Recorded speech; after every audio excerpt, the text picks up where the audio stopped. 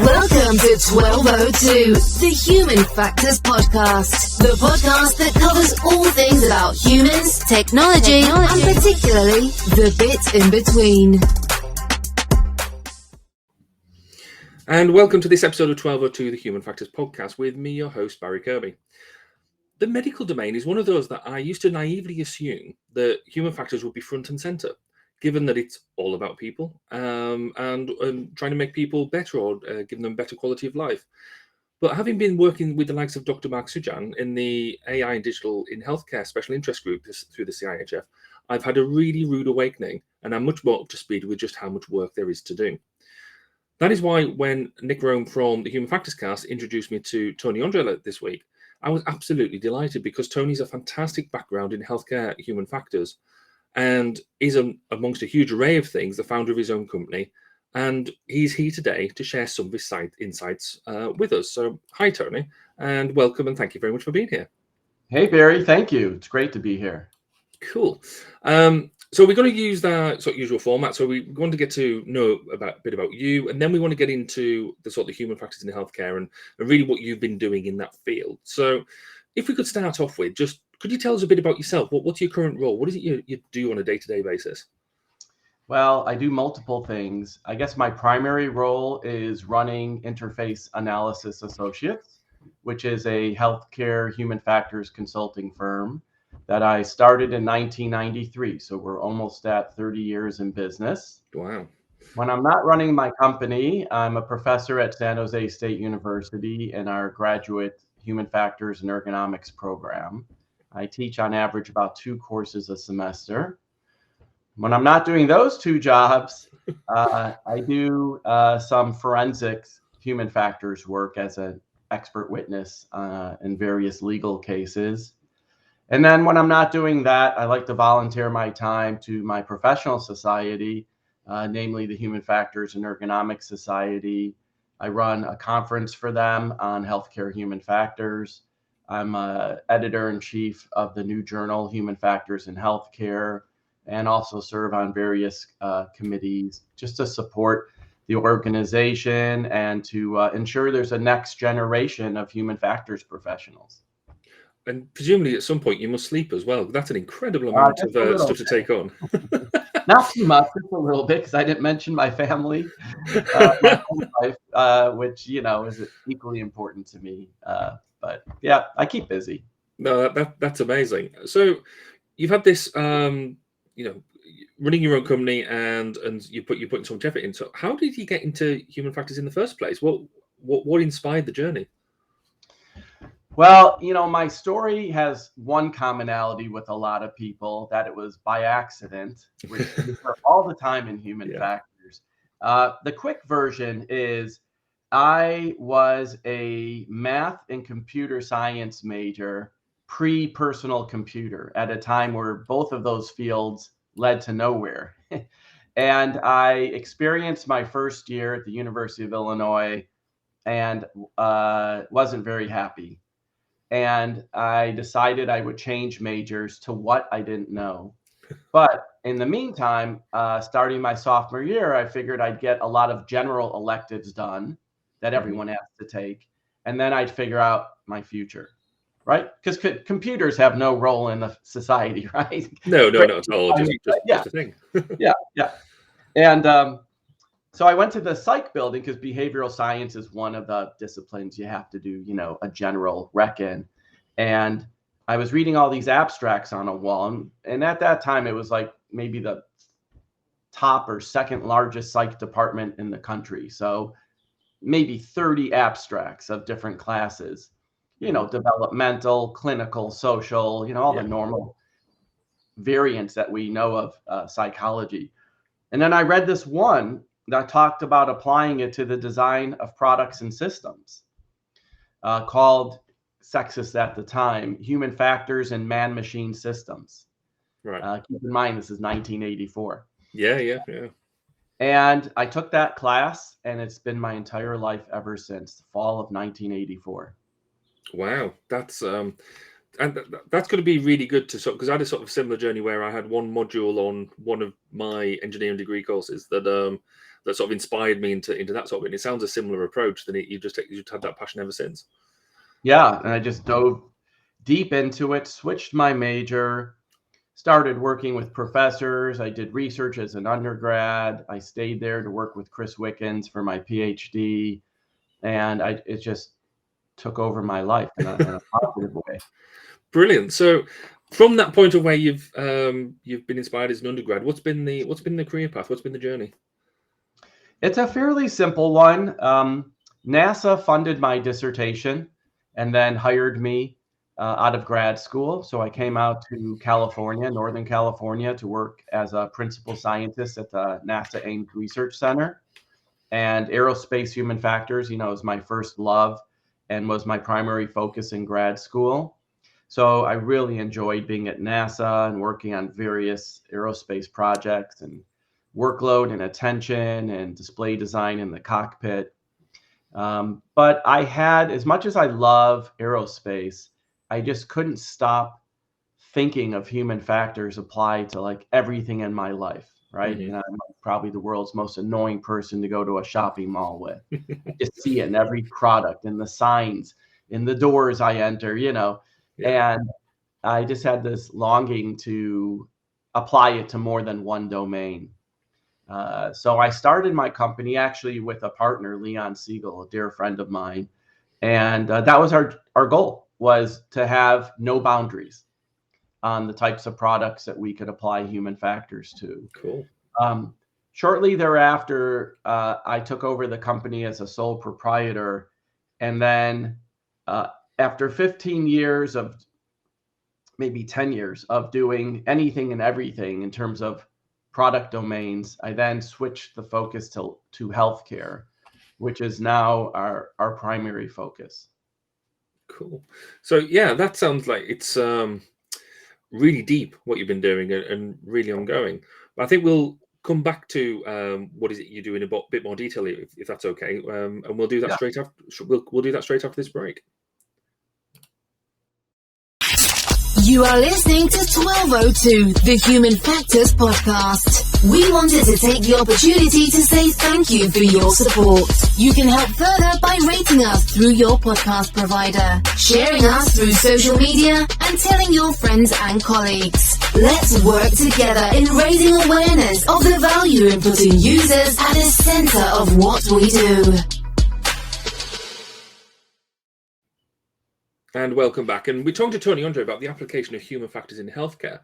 And Tony, you've already told us that you've been running your own company for a substantial number of years now. What exactly does your firm do in the healthcare space? Well, we do a variety of services to support kind of two different domains of healthcare, at least two different domains as implemented by the FDA. And so we follow kind of that same format. So in one domain called the drug delivery domain, or the combination drug product domain, we help companies pharma basically, who make drugs that have to be delivered in devices. So, and anything but like a pill usually comes in some delivery system, whether it's a syringe, an inhaler, a nasal spray, an auto injector, a pen, you name it. If it's delivered in a device, it's what's called a combination drug product. That is a drug combined with a device. So that's one of our biggest domains. And then in the other domain, which is called medical devices, is anything that's not delivering a drug. And that domain's huge because the sky's the limit. You can be talking about a robotic surgical system down to a simple surgical instrument. And as well, in more recent years, now software is considered a medical device. Okay. So you could be working on a software platform, maybe something helping clinicians look at imagery, from different sources of a particular problem you're having. And that imagery software, falls under regulatory control. So those are the two worlds we live in every day. Yeah. So why is work? I mean, you've got such a varied background. You started with NASA, etc. So why is working in healthcare so important to you? Well, I mean, first of all, I got into it from a perspective of focusing my business. Just, I did random projects in healthcare, as I did aviation, as I did consumer products, as I did telephony, mobile applications, etc. And every time I did a healthcare product, I just really enjoyed it. It's challenging. It's so rewarding. I mean, think about getting paid to improve people's lives and their health and wellness. It's like a great way to make a living. Yeah. So it's just so rewarding.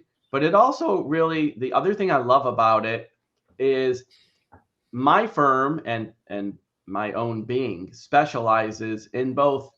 As you know, in the US, we kind of have this human factors and ergonomics. Like, Mm-hmm. whatever reason, we split, neck up versus neck down. Yeah.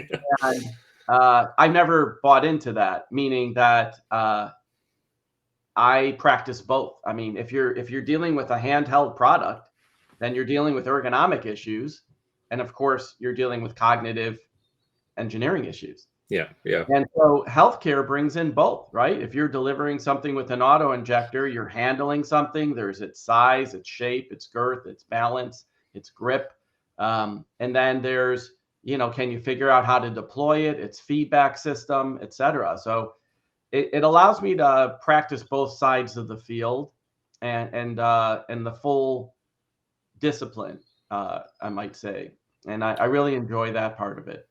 So, I mean, you do raise a really good point, actually, because certainly in the UK, I think we use human factors and ergonomics a lot more synonymously, whereas in the US, you do seem to have that quite a strong dividing. The neck is quite a strong dividing point about the way we do definitions, which is an interesting difference that we see across the pond from each other. Yeah, very interesting. But so my European roots come through then, because I definitely see them as a merge, not as separate. Yeah. So that's at the really high level what you do. So on a day-to-day basis, what are the sort of common activities or services you do for your clients? So we do a lot of expert reviews and heuristic evaluations, because people present all sorts of products to us. I mean, the range is quite amazing, but developed without human factors, right? Right. Okay. Such as constantly, where it's software, hardware, some combination, a wearable, watch, a monitoring device for the ICU, something as complex as a dialysis machine, engineer driven, So our first activity and our most common is, let us just look at it and think about the interaction between this and your end users and tell you the human factors principles you missed out on. Yeah. We do a lot of instructional and training design. So we develop instructions, quick guides, and training approaches for a lot of our clients. And then we do a lot of testing, because that's ultimately kind of the requirement of the FDA, what they call formative testing, which is basically all of the informal testing you do to learn and iterate your user experience. And then the all-important validation testing, sometimes called summative testing, which is like the final proof of the safety and usability of your product. And then along the way, I do a lot of regulatory advising as well. So, I mean, certainly in my domain, I work quite a lot in the defense side of things, and it seems to be that certainly in my domain, there's a lot of, I guess, common mistakes that happen all the time. We constantly sort of firefighting what we're doing quite a lot. What's it like in healthcare? What are sort of the common mistakes that your clients make? I think, ironically, the most common mistake my clients make, and something I say a lot, is they forget that their users are sick, right? I mean, Okay. Outside of healthcare, you're designing for humans, right? Yeah. But you can count on your end user, let's say the pilot, to be relatively healthy and to have all of their faculties with them and their motivations intact. In healthcare, you're taking the average human, which is difficult sometimes to design for when healthy. And then you have to add the factor that they're not well, they're not on their A game. So that makes it really challenging. And I find that these companies who just live in this world, right? They only live in the world of providing drugs to people who are sick or have chronic diseases, or creating medical devices to be used in the stressful context of surgery, et cetera, or developing something for people to use at home. They just forget the context. Right. Okay. They don't really realize the gravity of it. So how do you then react to that then? How is it a case of, going back to them and say, well, duh, your subjects are real here, or do you have more subtle techniques, I guess, to help them get back in focus? Well, it's a combination. I mean, sometimes that's the beauty of testing, and I've been operating testing labs since 1994. We have 2 that go pretty much full time. Right. So sometimes the beauty of testing is just showing them, hey, here's your product meeting your end user. Have you ever seen this before? Because it's pretty wild. And, and that just makes their jaw drop. They just don't realize the disconnect, the assumptions they made about their end users. And other times it's just, hardcore usability principles, just persuasive writing, educational, writing, just explaining why your product is missing key usability principles and what the impact that will have. Yeah. So obviously it's easy to focus on the negative stuff, but there must be some interesting or really rewarding projects that you've been involved with. Can you give us a flavor of, I guess, the breadth of stuff you've been playing with? Sure, we do. I mean, everything's pretty rewarding. I think some of the key projects that stick in my head, the first is inhaled insulin, product called Afrezza, which is on the market right now. Some diabetics because they take both long-acting and what we call mealtime insulin, they take 4 to 5 injections a day. So times 7, right? That's 28 to 35 injections a week for the rest of your life. That's a lot of injections. And imagine just doing an inhaler instead and never injecting. Wow. So that's really cool.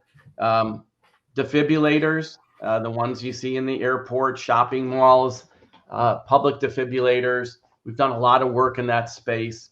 Interesting story. We did a comparison of the top 4 in 2003, a very popular article we published.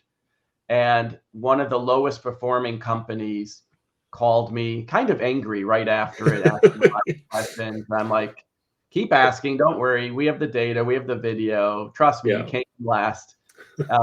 And they hung up the phone. I don't know, maybe they threatened a lawsuit, but nothing happened.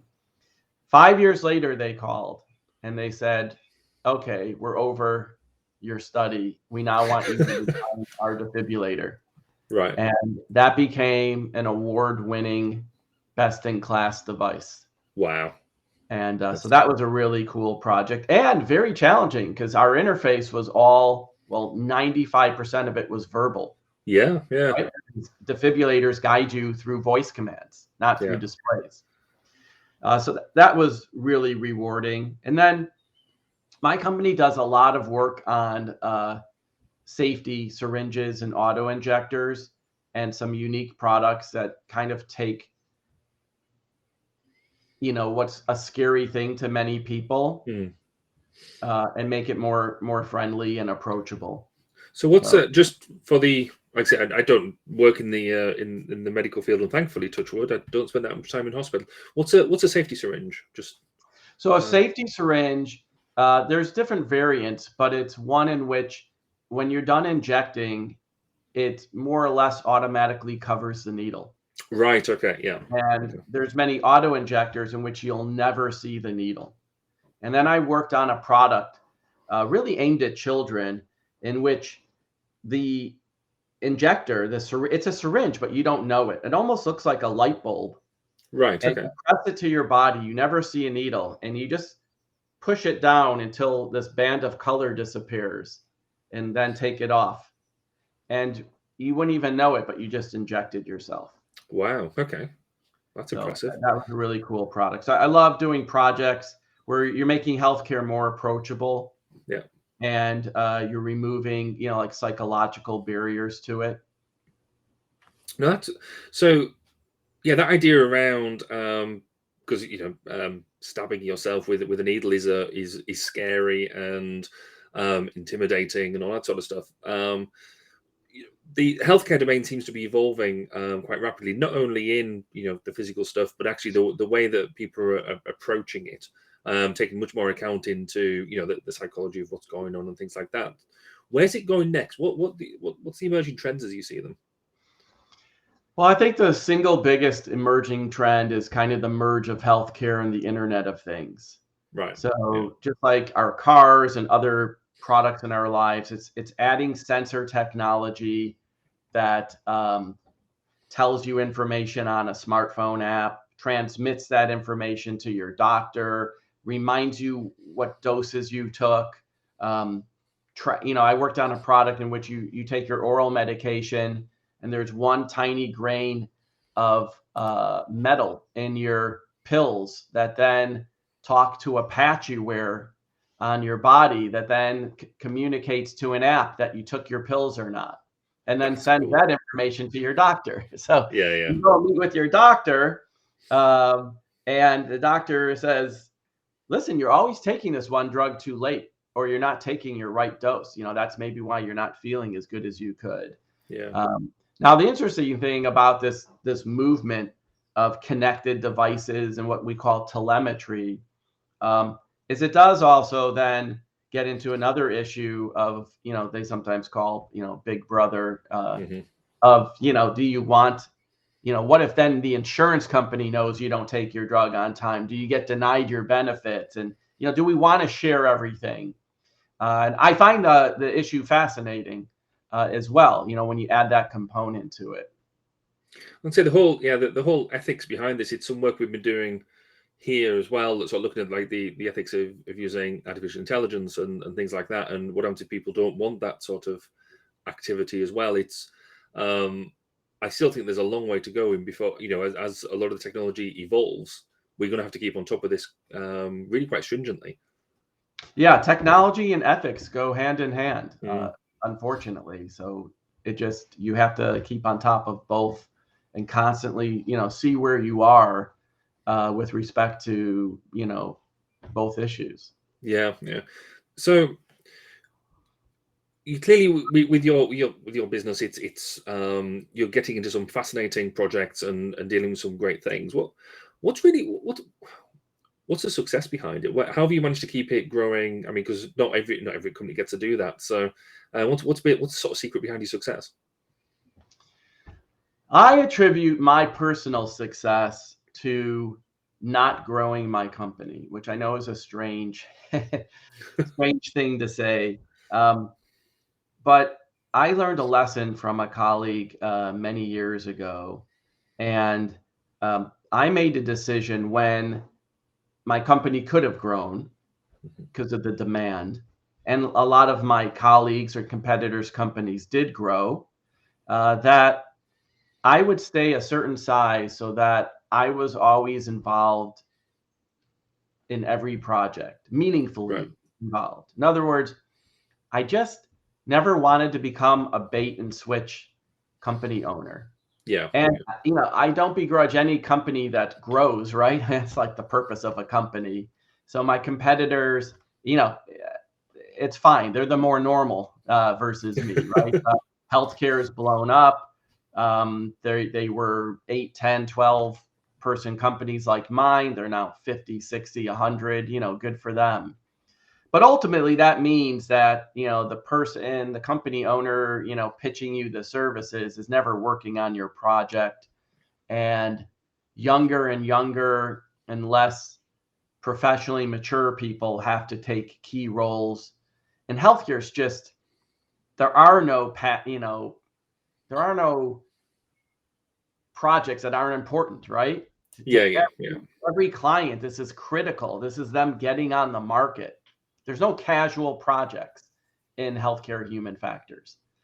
And so I just made a decision that I would just stay a certain size, and because I love doing the work, I would be a part of every project. And some of my clients are just shocked. They're always like, so who is going to be our contact now that we're, under contract? I'm like, it's still me. Yes. You'll be talking to me every day. You'll be seeing me run your studies. I have a great staff and they keep busy and they do great work, but I'm a part of every project. And I think that personal attention has been the key to my success. So I've got an awful lot of sympathy with that, because I'm very much in the same position. I've sort of always had a magic number in my head where I don't really want to grow above, which for me has been 11. But it fits with a lot of agile talk, communication channels, science, and all that sort of stuff. But it just seems for me a sweet spot number. Have you always had a sweet spot number in mind, or is it just been about this? Or no, mine's similar. Like I've always stayed under 15. Okay. So I'm like at that. I'm at maybe 12 right now. So yeah. I think 15 has always been the number where above that, then I just can't manage it all and be a part of it all. I'm pleased it's not just me. It's great to meet a fellow person who doesn't want to just blow the company up. But in terms of your business success, though, I believe you've actually just merged with another company. Can you give us a bit more insight into that and why you did it? I did. Well, I merged with a great company called Confluent Health, and they have a subsidiary called Fit for Work, which is really kind of my managing partner. Right. And I did that. That brings some more resources to my company and some additional marketing and really just some additional great people who can just think creatively of how to really push the envelope of healthcare human factors. So I felt that I needed that kind of strategic, creative assistance, and I'm getting it from Confluent Health. And it just also just stabilizes, again, I'm a small company, and just will stabilize my company and allow some growth, but not a growth that violates my principle of being involved in everything, more from a resource and facility and marketing perspective. That sounds a really neat fit. You obviously, just your day job in the healthcare space is huge, but you also touched on right at the beginning that you also do a lot of other stuff in the healthcare space, with the HFES and things like that. Can you tell us a bit more about what you do for HFES and in the healthcare space? Yeah, I think my main two responsibilities are, first, I started a conference called the International Symposium on Human Factors and Ergonomics in Healthcare 11 years ago. And it's now grown to like the main event in this domain. In fact, our conference is next month in New Orleans. We're back in person, and we'll also be virtual later in the year. And it's grown to just an amazing event, split into different domains. There's digital health, there's medical devices, there's hospital environments, there's simulation and training, patient safety, etc. So that's a big event that I still co-manage. And then this year, we started a new journal with Elsevier, Human Factors in Healthcare. And it's a unique journal because it has both a traditional research side to it, but also has, and this is the side I manage, an applied side where actual practitioners can now publish. It doesn't have to be even a study. They can publish thought pieces, best practices, interesting methods and tools, debates, etc. So I'm really excited about that and getting that off the ground and bringing a platform to the applied practitioner community. That sounds fantastic. I know quite a few bits around where I have frustration that we don't bring enough of the applied side. So the bits where people are practitioners on a day-to-day basis, we don't give enough platform or enough space just to share that knowledge. But going back to the conference that's coming up in New Orleans, is that still accessible, still available? Can people still sign up for it? They can if they go to HCS Healthcare Symposium. HCS2022.org is the website for the conference. And yeah, you can still register. You can still attend. New Orleans is always a blast. That's like one of my favorite cities in the world. And yeah, it's going to be a great event. And then we'll be announcing, I think sometime in March, when our virtual event will take place later in the year, most likely in early summer. Brilliant. That sounds an awful lot of fun. Before we started recording, you were also telling me about a new pro bono initiative you're kicking off. So tell me more about that. What's it about? I am really excited to announce that next month. Well, we're starting off by offering pro bono services to anyone working in the ALS space. That's also known as Lou Gehrig's disease. And we want to facilitate FDA approval of new drugs in that space, and also just facilitate companies making products and using modern technology to help people who suffer from the disease. So, and that sounds an absolutely fantastic thing to be doing. But it does beg the question, why are you giving it away for free? Sorry, Barry, you want to repeat that? Yeah, I said, so it sounds like an absolutely fantastic thing that you're doing, but why are you giving it away for free? What's your motivation behind it? Well, my personal motivation is my oldest brother has ALS. Right. He got diagnosed a few years ago, and thankfully he's fighting it like a tiger and not slowing down, and so far beating it. So when I thought about doing this and what topic I would pick first, that was an easy one, because really there have not been enough resources devoted to this disease. And for 95% of the people, it's a death sentence. It's just how long, until. And so I really want to help new drugs come to the market and new products, because when you have this disease, what's happening is your brain and your muscles are no longer communicating. So your body kind of dies off a muscle group at a time. Right. And ultimately, when it reaches, your respiratory system, that's kind of when you're in trouble. And so, there's developing drugs to prevent it. There's drugs to treat it. And then there's, how can you give people back their muscle function?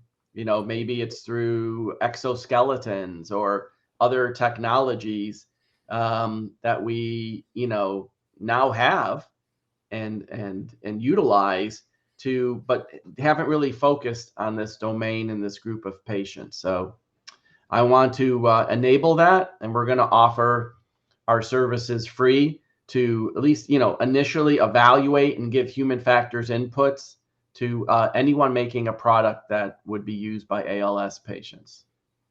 That's an incredible gesture, but obviously with the reasoning behind why you're doing it, you can see why you're so passionate about it.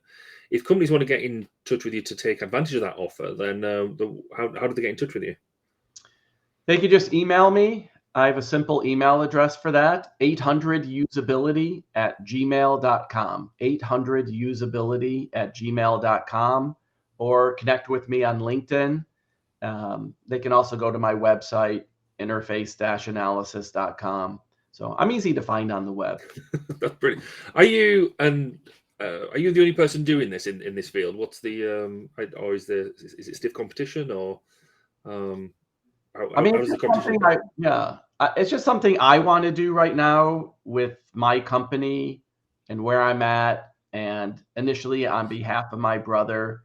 But I do have this dream, and I think it'll happen because all my competitors in the healthcare human factors field are my friends, and they're a great group of people, and we actually talk often and support each other. And so I do have this dream, after I launched this first campaign, of getting the entire healthcare human factors community to together and separately do a certain amount of pro bono work each year. And the reason is that the way I operate my business now is I just answer the phone, right? In other words, I don't dictate the projects. Just clients randomly find me and then have been randomly working on whatever they work on.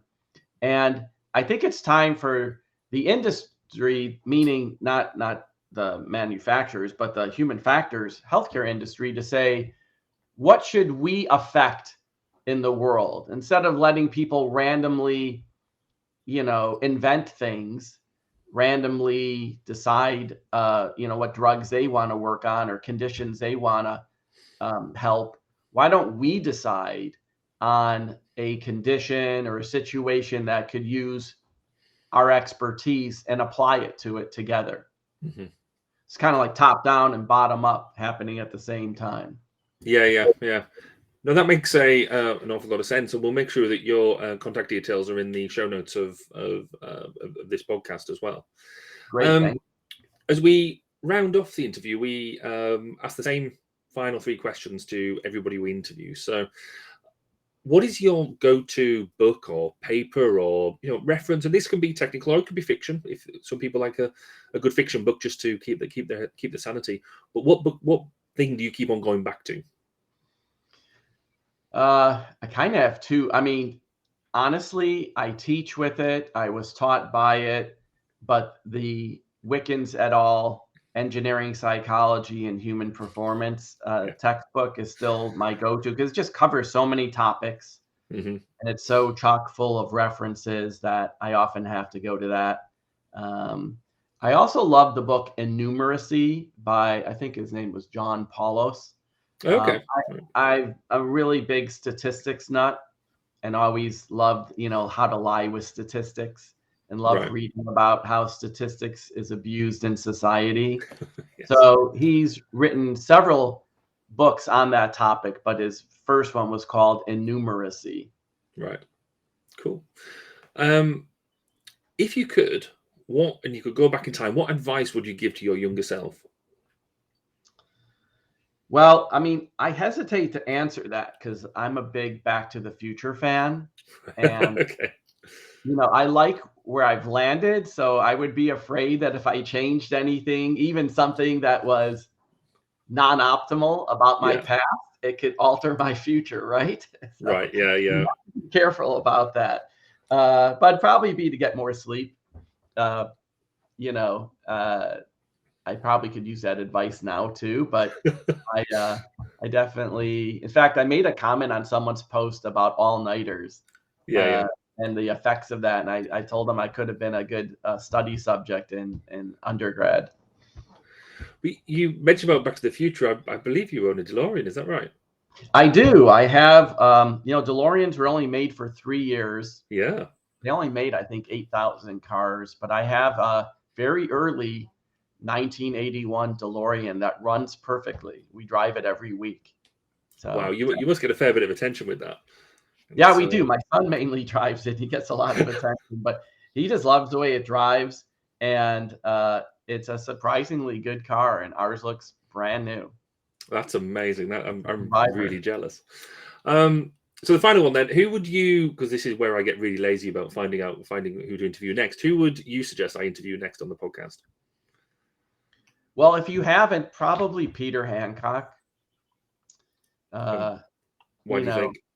Because Peter, his career, for 2 reasons. His career has been amazing. Probably the most productive modern human factors psychologist that exists. But also because of Peter's other interests. He's written books on topics outside of human factors. He's a cartography geek. He just has such a broad view of life and has mastered so many disciplines that he would just be a fascinating guest if you haven't interviewed him yet. No, we haven't had him yet, so I'll try and do what I can to get him on the list. I'll make it happen for you. That I would greatly appreciate that. So thank you, Tony, and I really appreciate all the information you've given us today about human factors in healthcare, and also the candid way you've told us about the pro bono work you're doing and the motivations behind it. If people want to know more, I know you mentioned before, but if you want to just blast out again what your contact details are, just in case people want to get in touch with you straight away. How can they get in touch with you? The easiest way is to email me at 800usability@gmail.com. That's 800usability@gmail.com, or just find me on LinkedIn. That's perfect. Thank you. So, as just a reminder for everybody, we're going to be at the Ergonomics and Human Factors Conference in Birmingham on the 25th and 26th of April, live in person. And hopefully we're going to be getting to sit down to interview some of the speakers, as well as good reactions from participants and attendees. And hopefully we're going to have some sort of studio set up, depending on how much I can convince Amanda, my wife, to let me buy. So if we do get the studio up and running, do drop by, say hi, and let us know what you think of the conference. And if I also get myself sorted out, we'll also be doing some mobile interviews in maybe the bar on a late basis, because I missed the bars at the at conferences where most of the work actually gets done. If you're not actually going, then do keep an eye on the social links, and we'll be pushing out the content as we get it. But for now, thank you for your time, and thank you for your time, Tony. And we'll see you all on the next episode. Thank you for listening to 1202, the Human Factors Podcast. Please do get in touch with your thoughts, questions, and comments. You can contact us on social media such as Twitter, LinkedIn, and Facebook at 1202 Podcast. See you next time. And remember, it's more than just common sense.